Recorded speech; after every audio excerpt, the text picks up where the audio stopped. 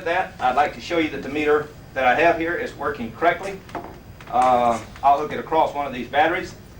This is hooked to the, get these wires separated.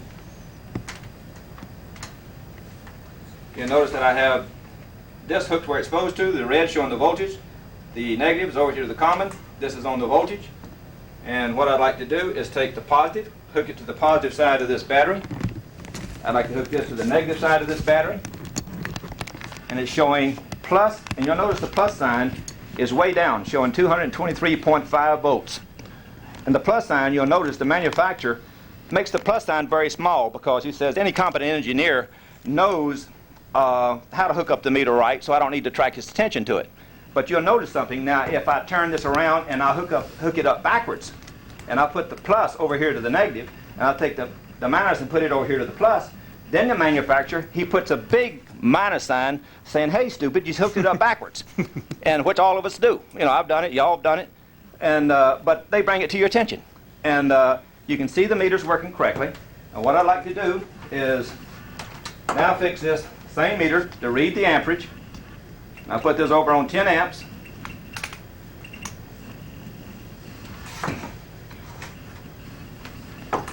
I'm going to hook it to my motor.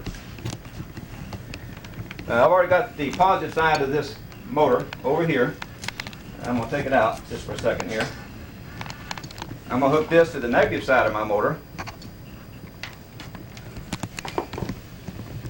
Therefore, I want to hook the positive side of the meter because I'm going to hook the negative side of this meter to the negative side of this battery. I'm going to hook the positive side, therefore, to my motor.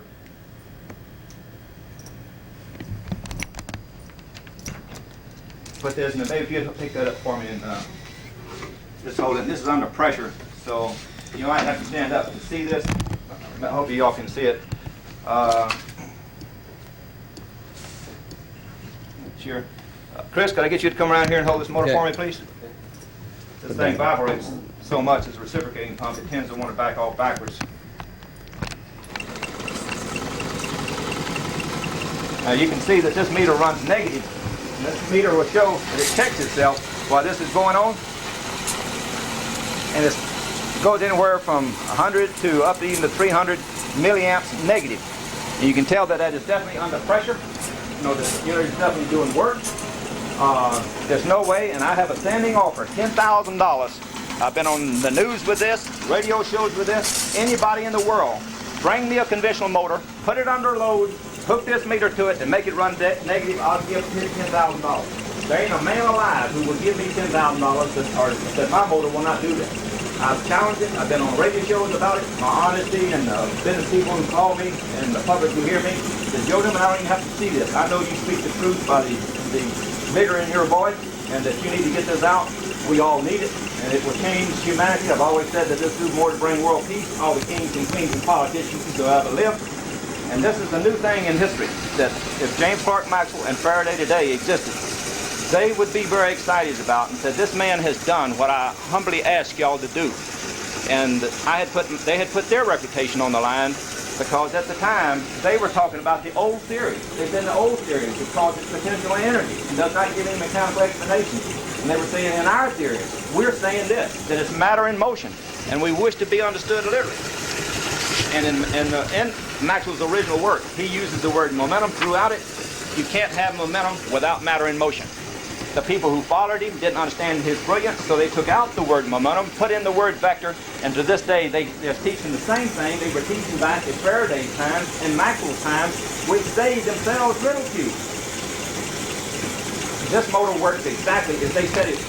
They were implying it would work. They were saying if somebody takes our work and goes forward with it, they were implying you will come up with this, that it's matter in motion. It's like a river. You can tap into it. Stand on our shoulders, and we're begging you to go forward with this. I can let it run just as long as y'all wanted to, or I can just... And the motor doesn't heat up, Joe. Yeah, and the motor does not get hot at all. That's the other thing, because I don't need any current. On a conventional motor, and in fact, every scientist who came to me and touched the wire, they said, "Mickey, Joe, the motor's getting cold." I said, "No, it's not." I said, "The brain's playing the trick on you, because every motor you've ever touched, even a little toy motor, gets warm. So you're expecting it to get hot, but it doesn't. They wouldn't believe me though until I put a thermometer on it and show them it's still at room temperature. Because a piece of metal does normally feel colder, you know, than a desk or something when you touch it in a room. And it's easy to let your mind trick you if you have a fixed opinion in your mind.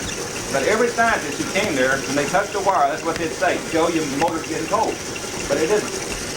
It just isn't getting hot because I don't have, it runs off the input is about 1.5 milliamps while this unit runs.